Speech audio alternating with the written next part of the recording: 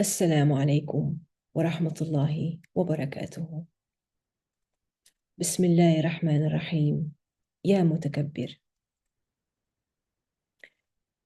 When we talk about love for the self in Sufism, it is not about loving yourself in an egocentric way, but it is a practice of self-acceptance, self-compassion, and recognizing your inherent worth as a creation of Allah.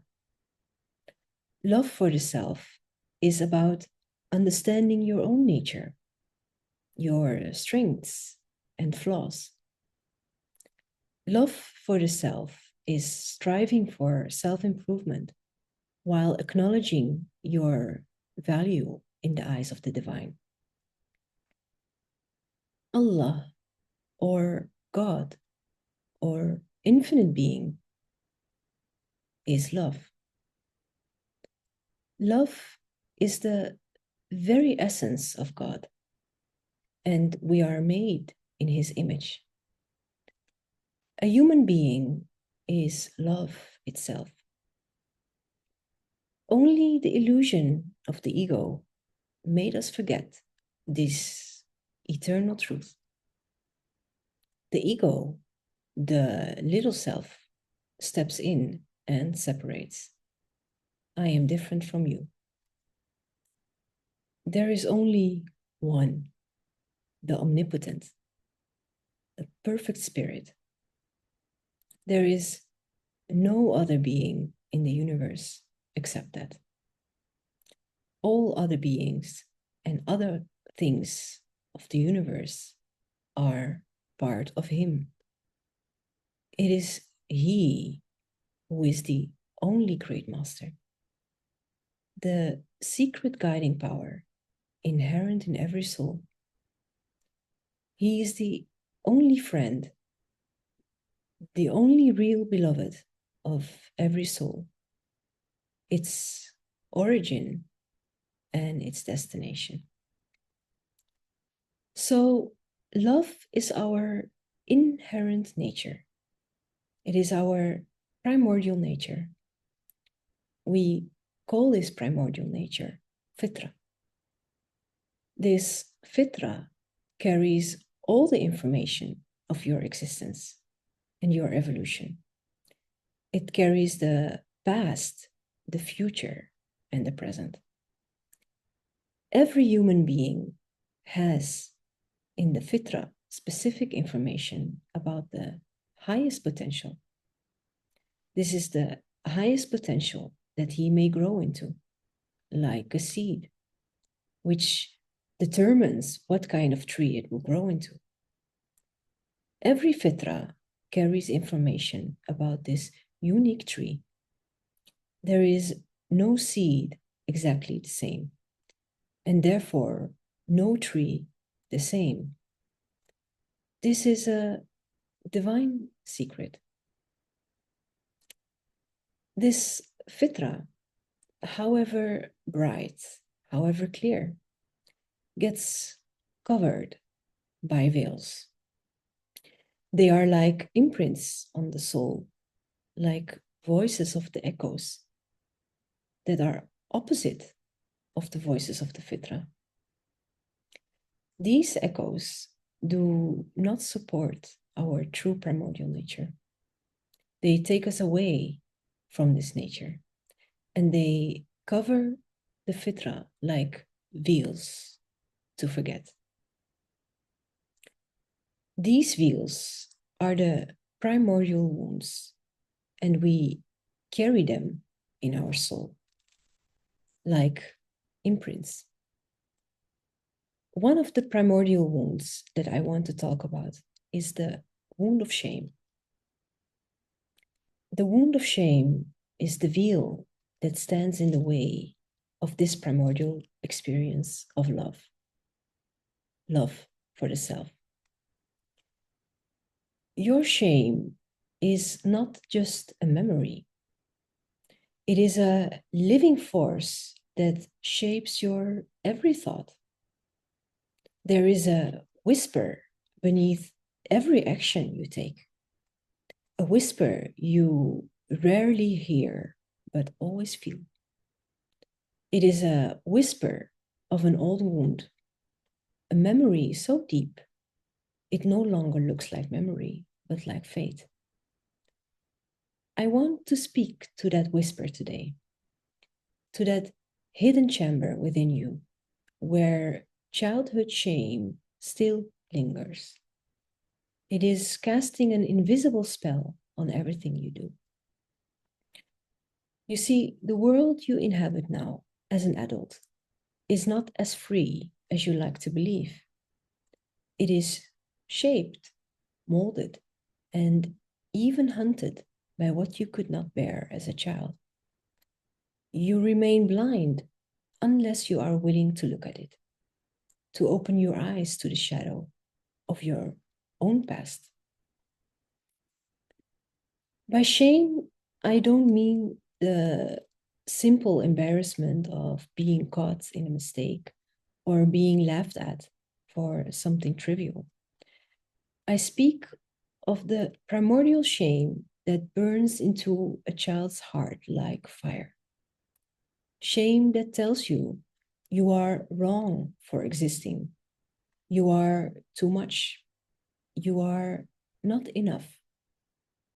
Such messages are spoken by parents, teachers, culture, or harsh circumstances in life. And these voices do not just vanish with age, they sink into the subconscious. They become the shadow that follows you wherever you go. And this shadow, unless integrated, will make decisions on your behalf.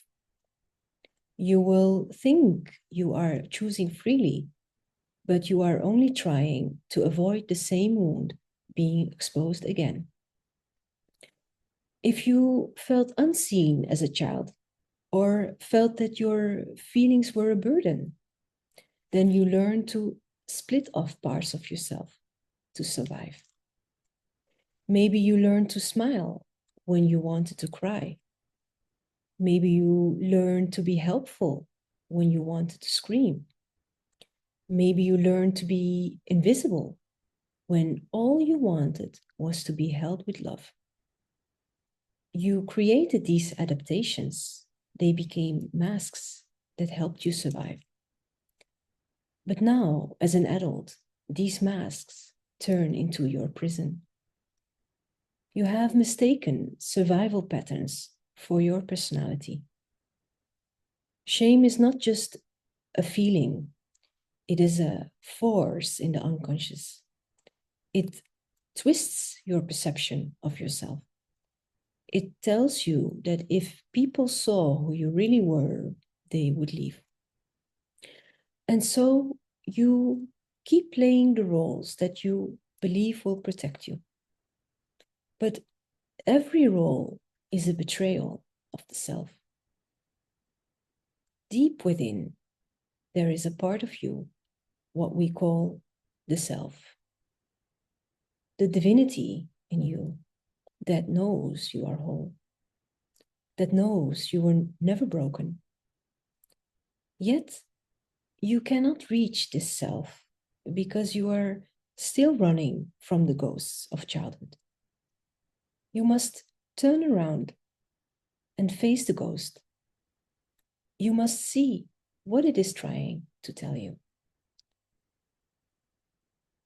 I want you to think of a dream where you are being chased. Maybe some of you had such dreams. The pursuer is always terrifying, maybe even monstrous. But let me tell you this. What chases you in your dreams is what you have refused to welcome into your waking life. The monster is your pain, your repressed emotions, your shame.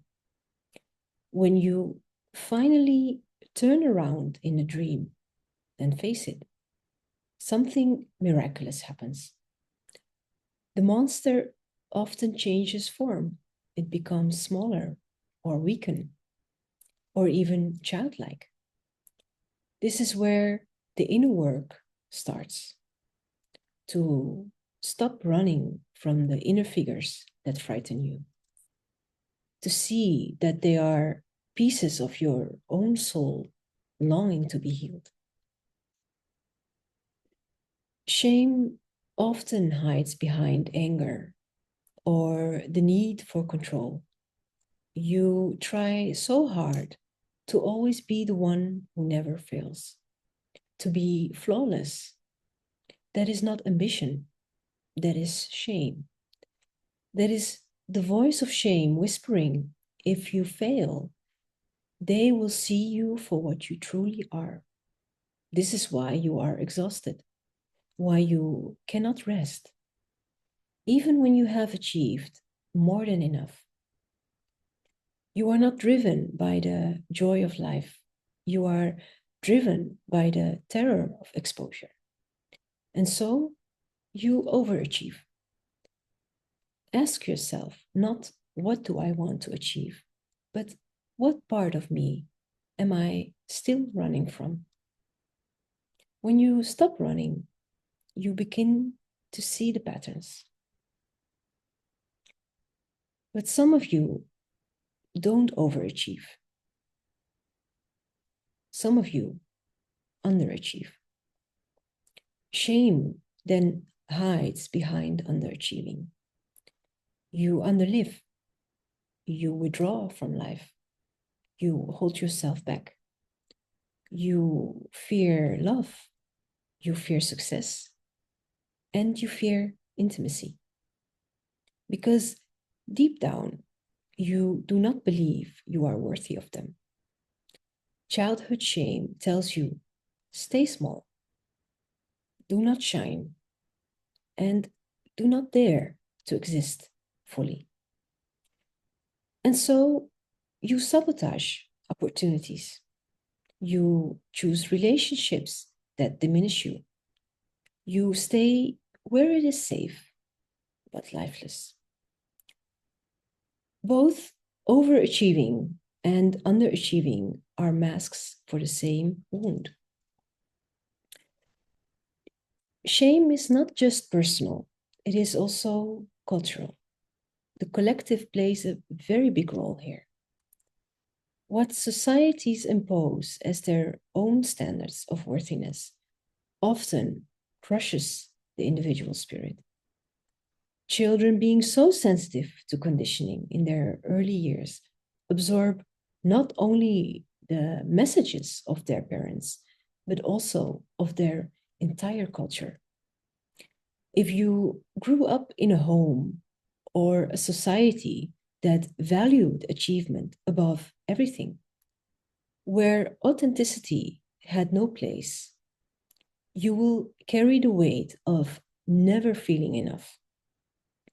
If you were taught that emotions were weakness, you will bury them so deep that even you cannot find them. But the soul does not forget. What is buried becomes the root of problems. It will surface as anxiety or depression or a constant sense of being lost. You cannot simply cut off shame. What you cut off will return through projection. You will start seeing in others the very things you reject in yourself. You will judge them for the feelings you cannot bear to acknowledge. The people that irritate you most are mirrors for your own shadow. I want to invite you to a new, different way of seeing. What if your shame is not an enemy, but a messenger? What if it is the doorway to your deepest transformation? This doorway leads you to the treasure. But before you can return with the treasure, you must face a descent. This is the journey into the underworld. The underworld is your childhood pain, hidden in the shadow. Your treasure is the freedom that comes when you integrate pain. And this is not easy work. It will feel like death at first. Because the false self, the mask you built to survive, does not want to die. It will fight. It will tell you that if you take off your mask, you will be destroyed. But I promise you, it is the opposite. The mask is the coffin. Taking it off is the resurrection. So the way to start this work is by noticing where shame speaks in your life today. Your actions may be colored by shame every single day. Don't underestimate how much shame drives your decisions. It's very subtle, like an undertow beneath the surface of your life. But they are powerful forces, unconscious forces, ruling over your life. You might think you are choosing out of free will, but often you are reacting. You are replaying old survival scripts. You think you are choosing a career, but maybe you are only choosing the one that makes you look worthy in someone else's eyes. You are repeating the story of that child who believed love had to be earned. The child who was shamed for his anger may become the adult who sabotages himself. The child who felt invisible may become the adult who overcompensates, striving for recognition. These are not conscious choices. They are reflexes born of pain. Until you bring this into consciousness, you will repeat the same patterns over and over, like a wheel that cannot stop turning. The unconscious speaks through repetition. What you do not heal will appear again and again, disguised as fate. The people who trigger your deepest wounds are not coincidences. They are mirrors.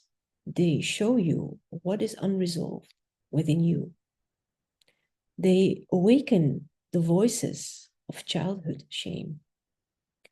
But if you see this, if you can pause and ask, is this truly about me? Or is this about an old wound in me?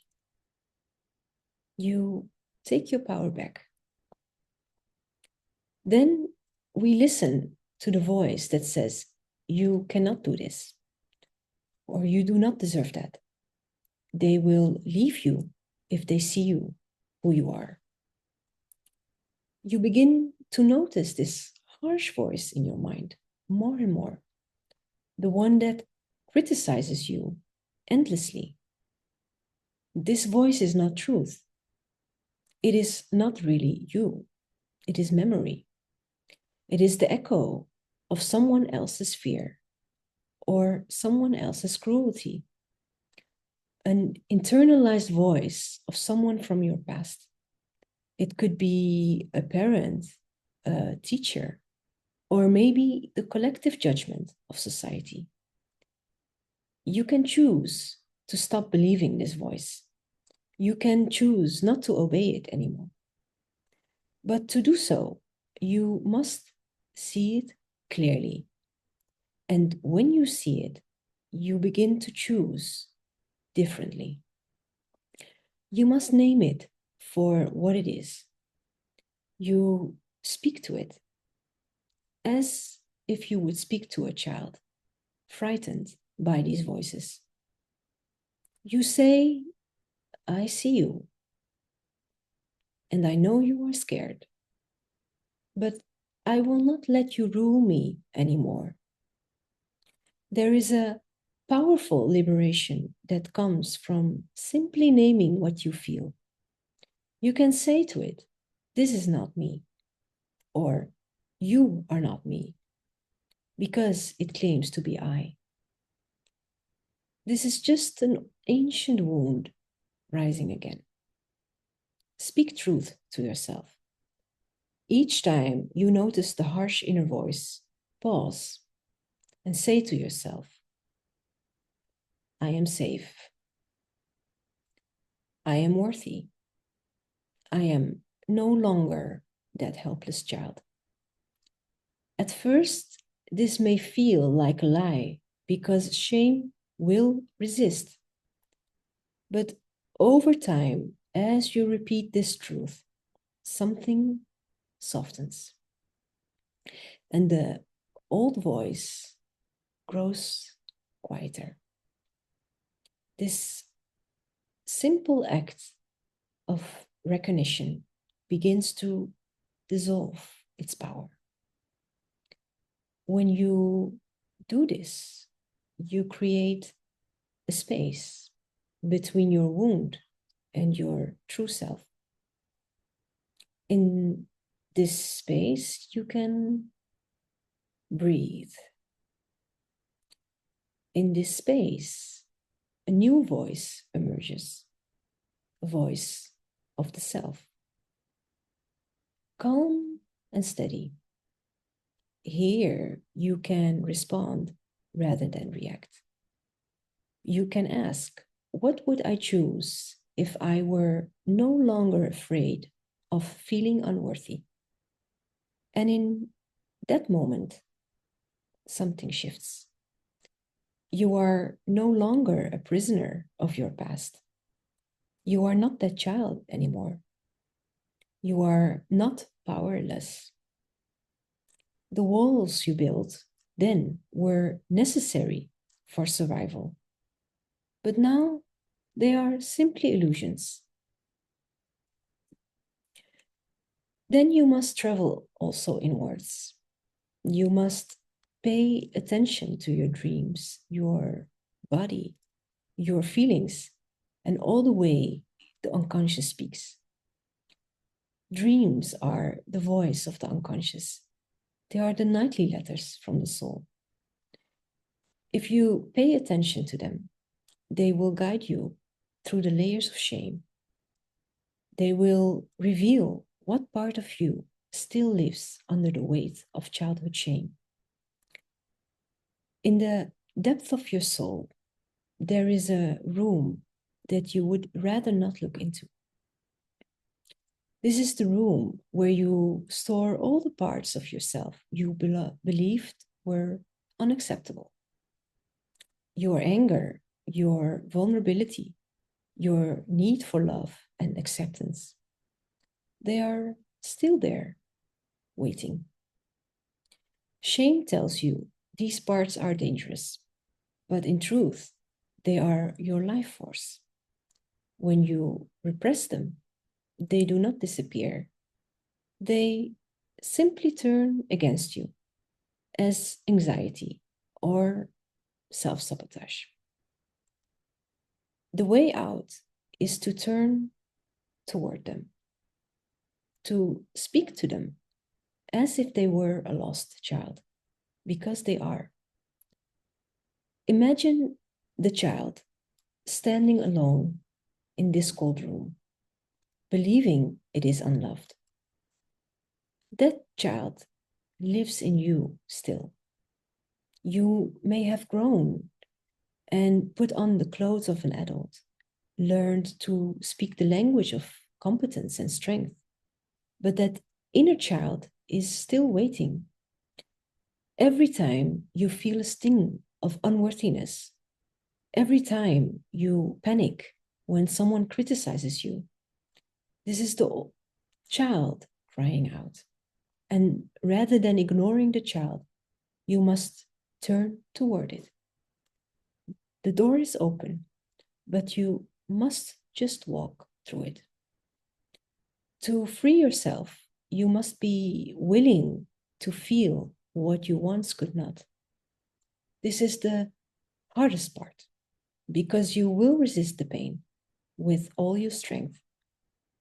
But there is no true healing without the willingness to feel the old wounds.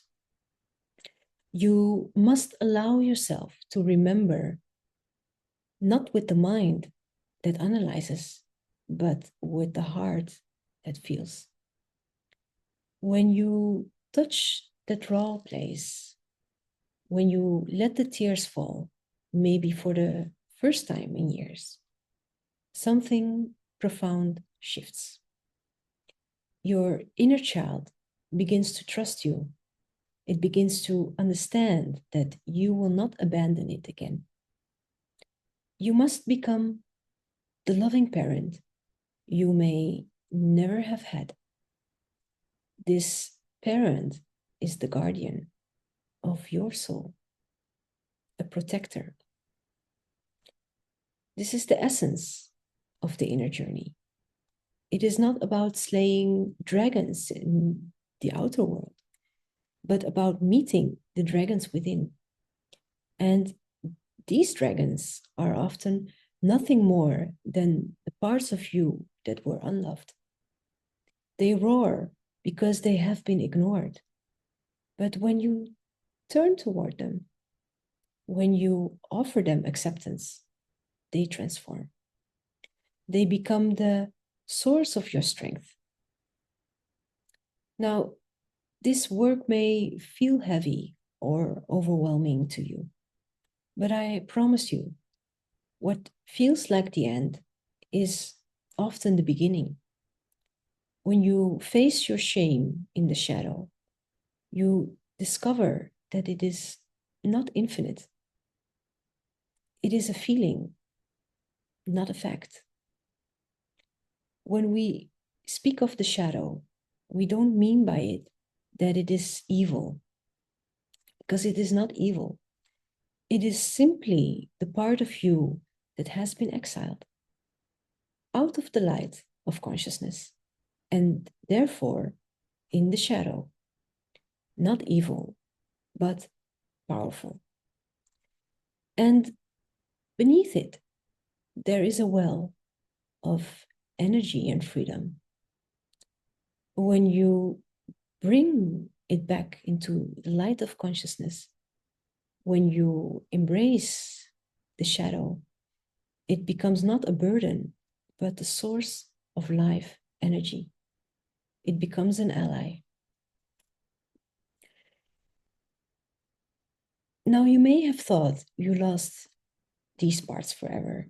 Your creativity, your joy, your sensitivity, your longing for connection, your desire to create and express. These may have been shamed in your childhood, but they are the essence of your soul's gift. Simply by facing the places where shame had told you you are unworthy, simply by reclaiming these parts, you feel this vitality again. When you paint or sing or move, you give expression to what words cannot always reach.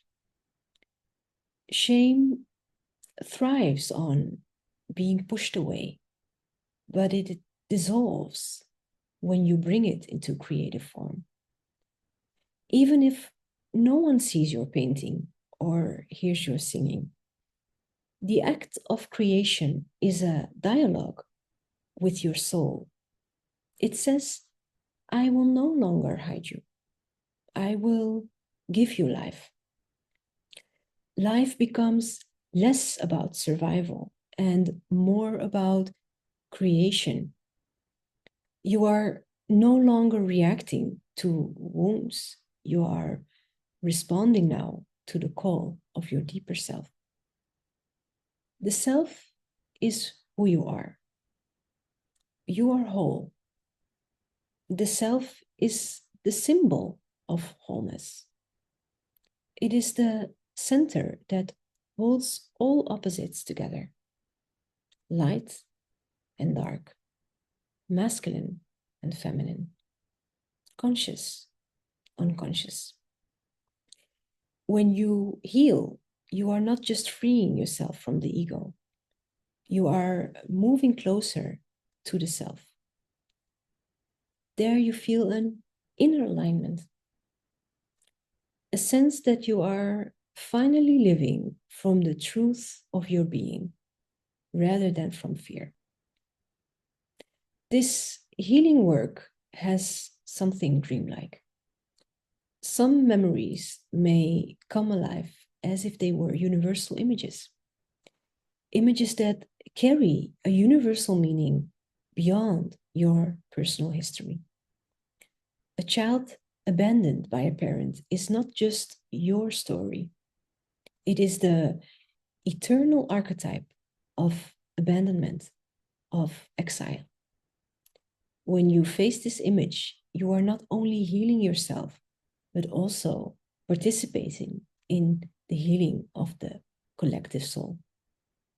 This inner work is both deeply personal and profoundly universal.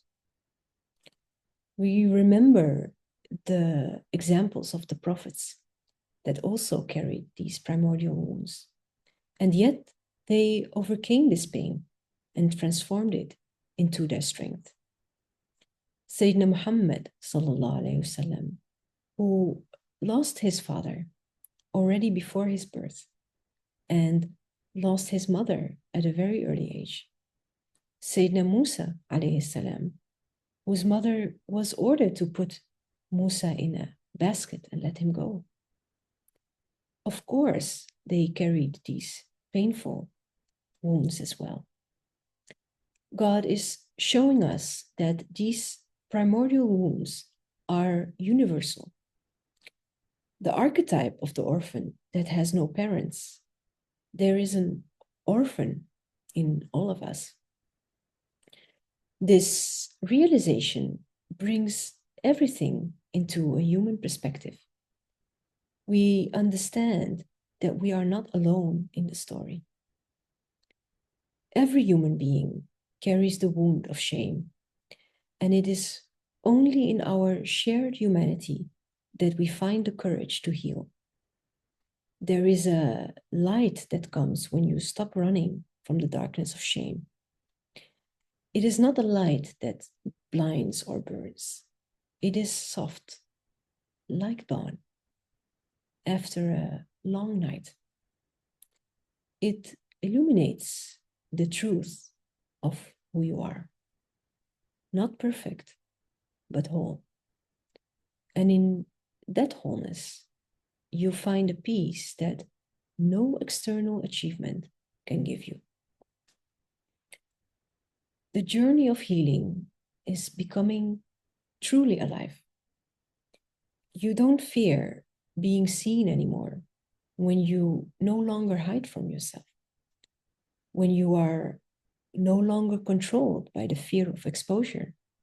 You act from a place of truth, no longer chasing validation or hiding your flaws. You can stand as you are. You begin to sense the quiet strength of someone who knows their worth is inherent. It is not a loud or arrogant confidence. It is a calm knowing, a grounded presence that says, I am here. I am love. This presence is not built on perfection, but on acceptance of your imperfections. This presence is your truth. It is to see yourself as you are, with your flaws and your brilliance. You no longer fear your own humanity. Now, to live without shame is not to be shameless, but to be whole. When you arrive at this place of wholeness, it is as if the world shifts around you.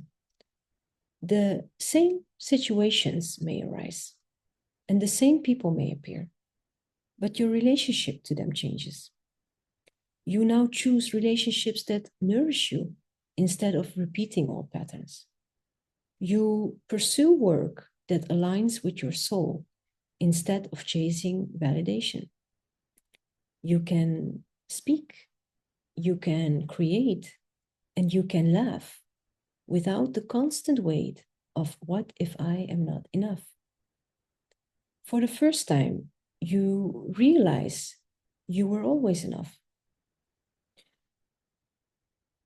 This is the inner work to bring all the parts of yourself into the light, even the parts you believed were unlovable. The very things you despise in yourself, when brought into light, will give you power. They become a source of energy. Your sensitivity, your vulnerability, and your need to be seen. These are not weaknesses. They are the raw materials of your humanity. But they must be embraced consciously. Otherwise, they remain wounds that bleed into every decision you make.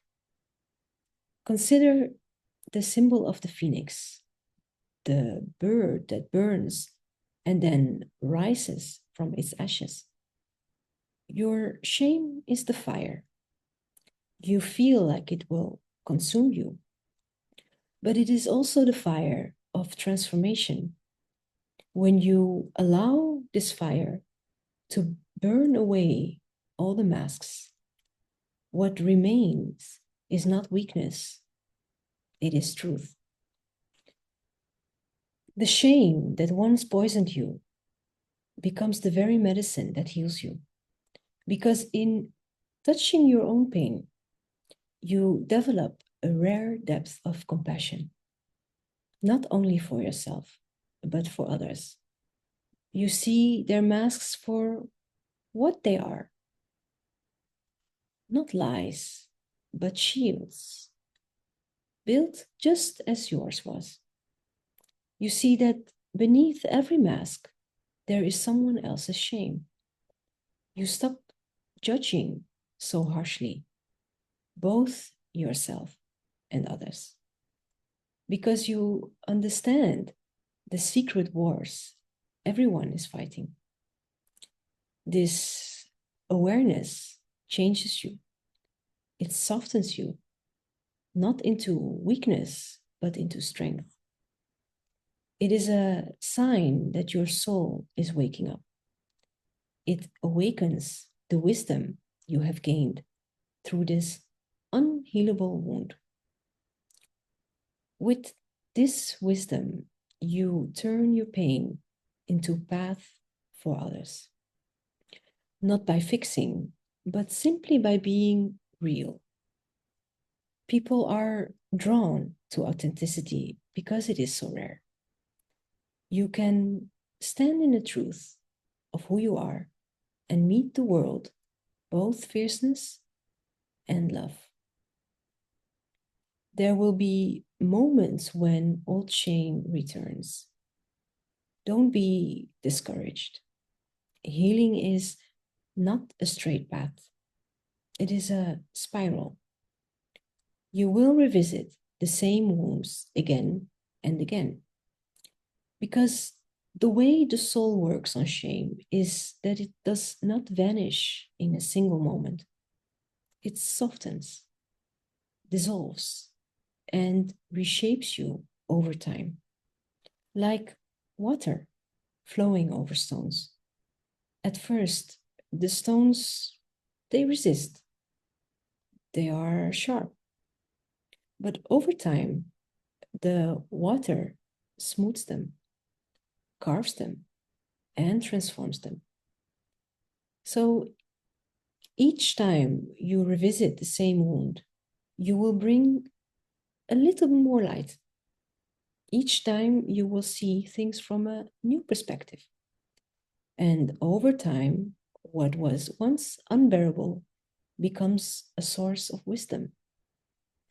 You begin to see patterns, not as curses, but as maps that point you towards the part of yourself that need love. The more you allow yourself to feel and acknowledge for what was hidden, the less power it has over you. I want you to imagine, just for a moment, what your life would look like if shame no longer controlled you. Who would you be if you were not always trying to earn love, or prove your worth, or avoid judgment? It may feel almost impossible to answer because you have lived so long under the shadow that you think the shadow is you. But I tell you, you are more than this. You are not defined by the mistakes of your past or the wounds of your childhood. You are something ancient, something eternal, a soul that has traveled through the darkness of existence, carrying a light. But it has not yet been fully remembered. To uncover that light, you must first walk through that door. There you will encounter the figures of your past, the angry parent, the cold teacher, the peer who mocked you, the world that never understood your quiet heart. But you will see how each of them left their mark, how their words became your inner dialogue.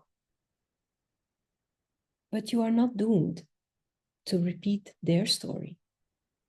When you confront these figures, not with hatred, but with a calm and unwavering gaze, they begin to lose their power. You realize that the figures were only humans too, bound by their own fears and wounds. It is in the quiet of solitude that these realizations surface. The soul speaks in whispers, in dreams, and in moments of stillness. I encourage you to sit with yourself, even when it feels unbearable. There is a sacredness to this inner listening. The feelings you avoid, grief, fear, and shame, they are found in this listening. When you sit before them long enough, they open. And behind them is immense strength you did not know you had. But healing does not mean erasing the past either. It means rewriting your relationship to it. The child you were deserves to be remembered with tenderness. When you look back, do not say, I was weak. Say, I was doing the best I could with the tools I had. This is the beginning of self-compassion. No real transformation is possible without self-compassion. You cannot shame yourself out of shame. You must meet it with understanding, with the warmth of someone who finally sees the truth. You also cannot think your way out of shame. The soul is not so simple. It is a labyrinth. And there is a paradox here. To become whole, you must first admit that you are not whole. To become strong, you must first face your vulnerability.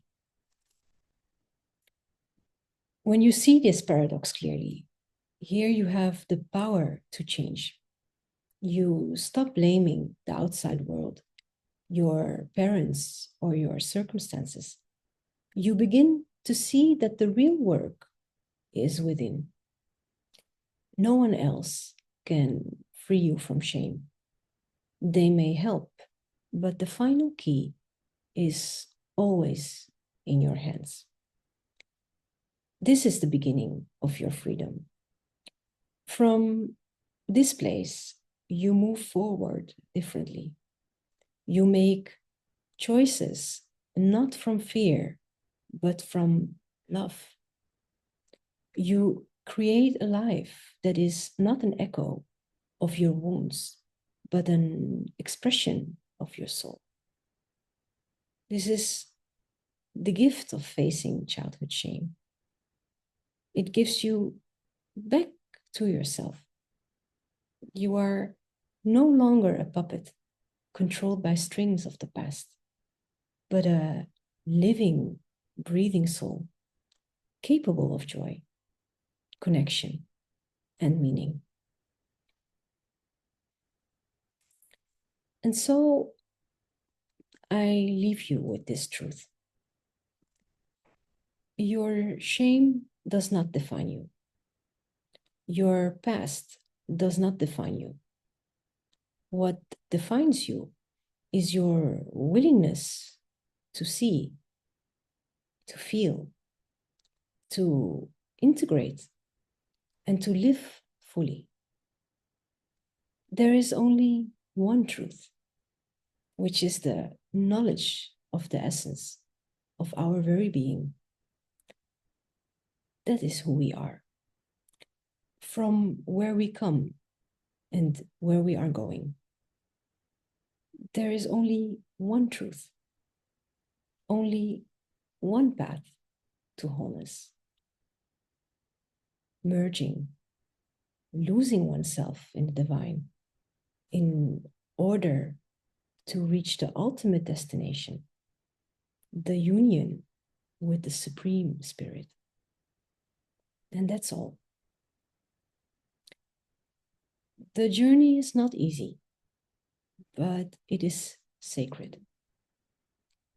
Each step you take toward your true self is a step toward the collective healing of humanity. Because when one person becomes whole, they light a path for others. I ask Allah Almighty to make this message beneficial for you and to bless you and your loved ones. Ameen. Thank you for your time and your patience. Assalamu alaikum wa rahmatullahi wa barakatuh.